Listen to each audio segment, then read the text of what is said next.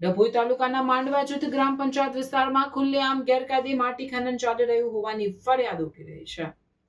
સૂર્યાસ્ત બાદ ભૂમાફિયાઓ ધરતીને ચીરી લાખો મેટ્રિક ટન માટી લૂંટી રહ્યા છે, જ્યારે વહીવટીતંત્ર ધૃતરાષ્ટ્ર બની આંખ મીચી બેઠું છે.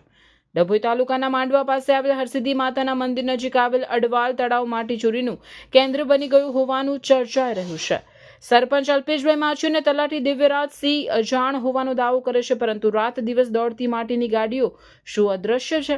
3 દિવસની રજાનો લાભ લઈ ભૂમાફિયાઓએ સરકારી રોયલ્ટીની ખુલ્લી લૂંટ ચલાવી છે. સરકાર દ્વારા સુંદર રોડ બનાવવામાં આવે છે, પણ ઓવરલોડ રેતી અને માટીની ગાડીઓ રસ્તાને મોટા ખાડા પણ પડી ગયા છે. જાગૃત નાગરિકે આ કરતૂત મોબાઈલમાં કેદ કરી વાયરલ કર્યા છે, જેમાં ગાડી દેખાઈ રહેલી નંબર GJ06AU 4445 સામે કાર્યવાહી થશે કે ફરી ફાઇલોમાં જ દફન થઈ જશે, મોટો સવાલ છે. ગ્રામજનોની માંગ છે કે તાત્કાલિક તપાસ નહીં પણ કડક કાર્યવાહી કરવાની માંગ ઉઠી છે.